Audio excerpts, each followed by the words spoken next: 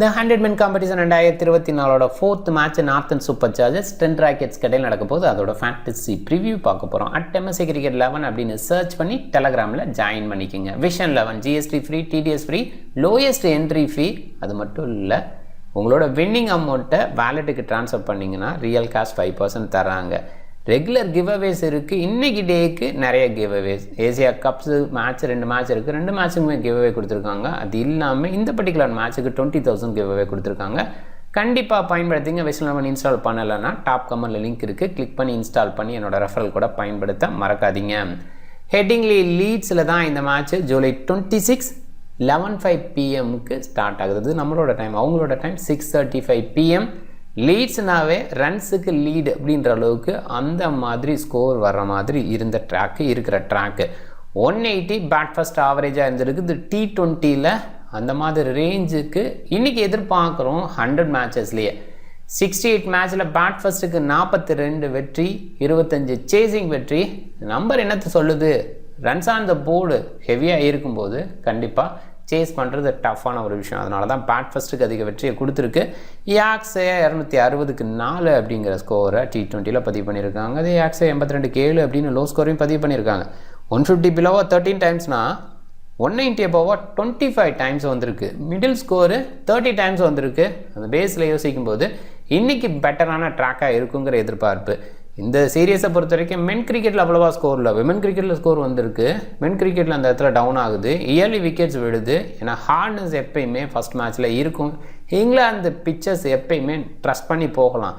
Early மேட்சஸில் இப்படி தான் இருக்கும், லேட்டர் மேட்சஸில் இப்படி போகலாம் அப்படிங்கிற அந்த ஆங்கிள் கொஞ்சம் அளவு கொடுக்கும். ஆனால் ஒரு பாயிண்டில் நம்ம நம்ப முடியாதுன்னா இந்த கண்டிஷன் கொஞ்சம் க்ளவுடாக இருந்ததுன்னா டெஃபினட்டாக எல்லா வகையிலையும் மாறி போயிடும். அதுவுமே அண்டர்ஸ்டாண்ட் பண்ணிக்க வேண்டியது இருக்குது. இந்த கண்டிஷன் கொஞ்சம் க்ளவுடாக இருக்குது, எளியாக விக்கெட் விழும் அப்படின்ற மாதிரி யோசிச்சா கூட டெஃபினட்டாக இந்த பவுண்டரி டைமென்ஷன் ஸ்கொயரில் சின்னதாக இருக்கும், ஸ்ட்ரைட்டாக பெருசாக இருக்கும். இந்த டிஃப்ரெண்ட் டைமென்ஷன் ஸ்கோர்ஸை தான் ஏற்படுத்தி கொடுக்கும். பவுண்ட்ரிஸு கண்டிப்பாக சின்னது லீட்ஸு, அதனால் நிறைய ஸ்கோர் வரும். இன்றைக்கி நிறைய ஸ்கோர் வர மாதிரி மேட்சை எதிர்பார்க்கலாம்.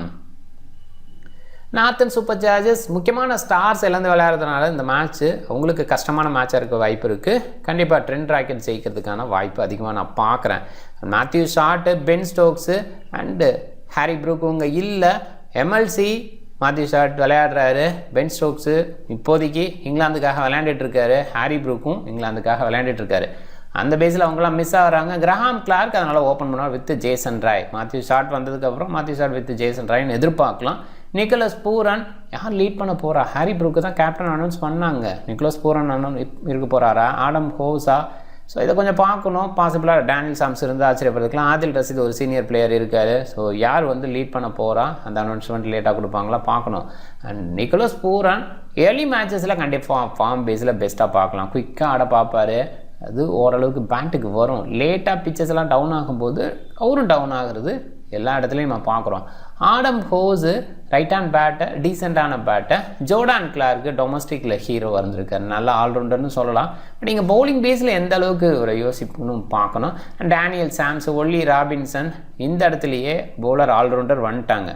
மாத்தி பார்ட்ஸு, ஆதில் ரசீது, காலம் பார்க்கின்சன், ரீஸ் டொப்லி பவுலிங் ரொம்ப நல்லா இருக்குது அப்படின்னா கூட டெய்ல் பெருசாக இருக்கிற ஃபீல் இருக்குது. ஒரு பாயிண்டில் நார்த்தன் சூப்பர் சார்ஜர்ஸ் டொமஸ்டிக் பிளேயர்ஸை கால் பண்ணியிருக்காங்க. யார் வேணாலும் உள்ளே இன்க்ளூட் ஆகலாம். மைண்ட் பண்ணிக்கிங்க. பேட்டிங் சைடு ஸ்ட்ரென்தன் பண்ணுறதுக்கு சில டொமஸ்டிக் பிளேயர்ஸ் உள்ளே வரலாம். இன்டர்நேஷ்னல் கூட சில ரீப்ளேஸ்மெண்ட் அனௌன்ஸ்மெண்ட்டும் இருக்குது.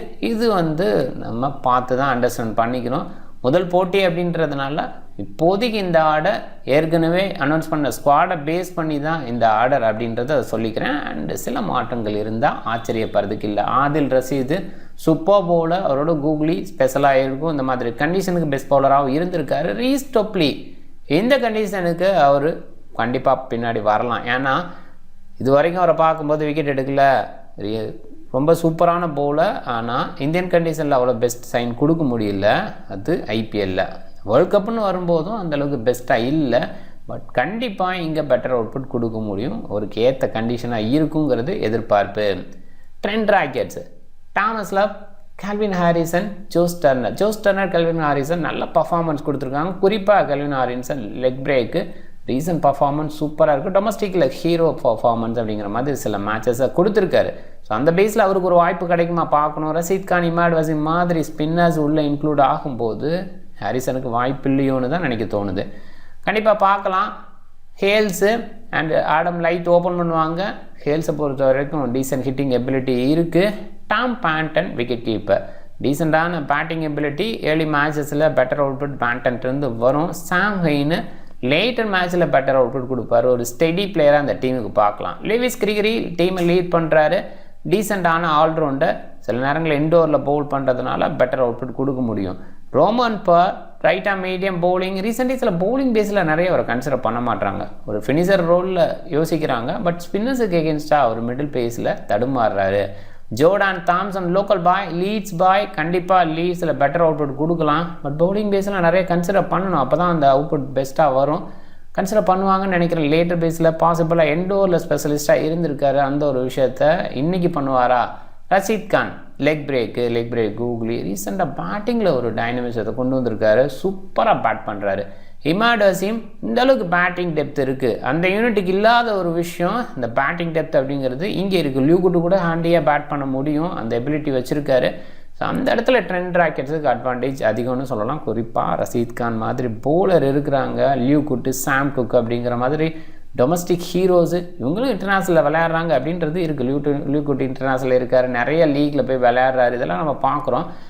அடிஷ்னலாக இமாட் வசீமோட கண்ட்ரோல் இருக்கும். ரீசெண்டாக அந்த விக்கெட் டேக்கிங்கில் கஷ்டப்படுறாரு அப்படின்றது ஓகே. பட் ஸ்டில் கண்ட்ரோலாக பவுல் பண்ணக்கூடிய பவுலரில் இமாட் வசீமை வச்சாகணும். அந்த பேஸ்லேயும் 10 ராக்கெட்ஸ் பெட்டராக இருக்காங்க. அவங்க ஜெயிக்கிறதுக்கான வாய்ப்போடு இருக்காங்க.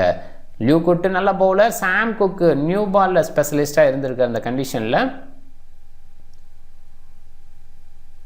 பார்க்கணும். நாத்தன் சூப்பர் ஜார்ஜஸ் சில மாற்றங்களோட வந்தால் வரலாம்.